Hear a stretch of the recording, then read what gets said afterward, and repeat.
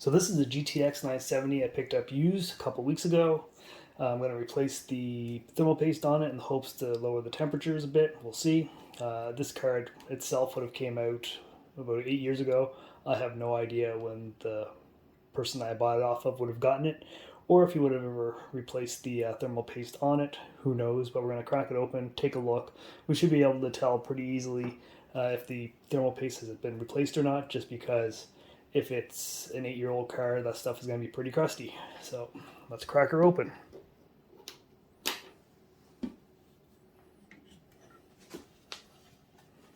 Just need to take the 4 screws holding on the heat spreader in the back.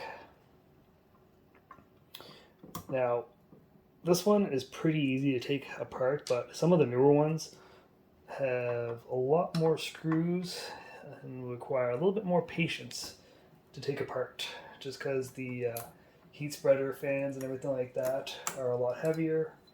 There's a lot more components. There's usually a back plate, so it takes a little bit more work, whereas this just has 4 lovely screws, and there's going to be a fan attachment with wires. That'll be about it. I might need a bigger screwdriver. Yeah, I'm stripping that one. There we go. Yeah, that's better.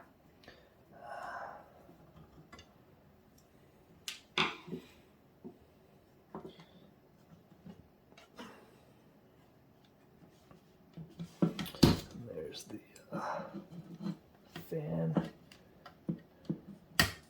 There we go. And yeah, this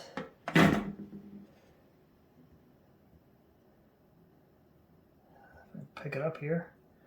It's pretty crusty. It might have been replaced. Doesn't look like it though. Not anytime soon. Anyway, I only have a couple of cotton swabs, so I'm going to use some of these pads and see if they take it off fairly easily.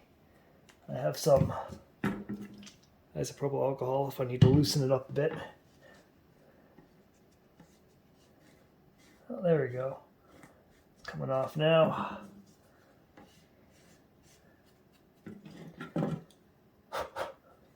That stuff is really dry.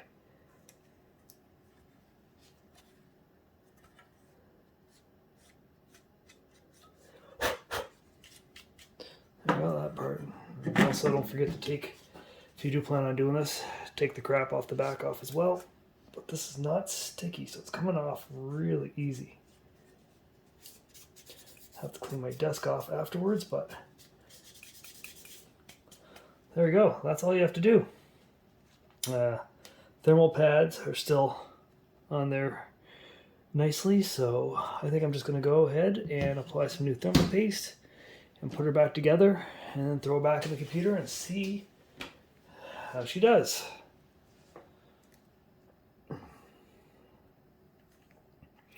Now, for anyone out there with an older CPU as well and a GPU, it's not a bad idea to go in there and replace it with some new thermal paste, especially if it's a higher wattage. You're going to want to make sure you're dissipating as much heat as possible so you don't A, fry the card, and B, hopefully it doesn't thermal throttle on you. But these have pretty high limits. But again, I'm trying to keep it as long as possible. You want to make sure it stays as cool as possible. This is not coming off. That is dried on there. Oh, there we go. And it went flying. I don't want to put too much on there, so the die is not overly huge. I'm just going to put a little bit right there in the middle. And that should be enough. Don't have to worry about it too much spreading everywhere. It's more makes a mess than anything else. It's not conductive in any way, so you won't fry anything out or anything like that, but you still don't want to get it everywhere. So we'll put the plug back in.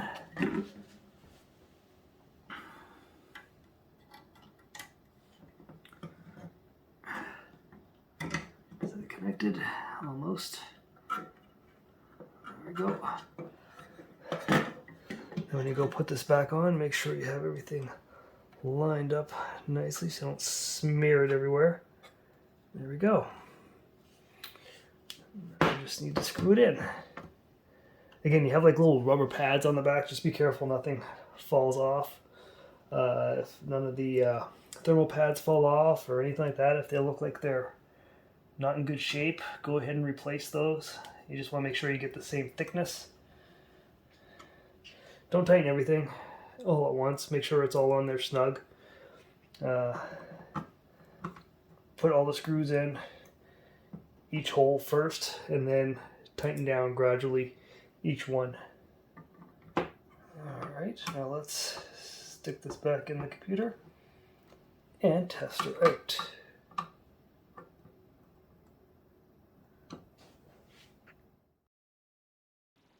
Let's take a look at some GPU temperatures before we did the thermal paste reapplication and see if there's any change. Well, we'll have the baseline beforehand and we'll take a look and see if there's any change in temperatures after the fact.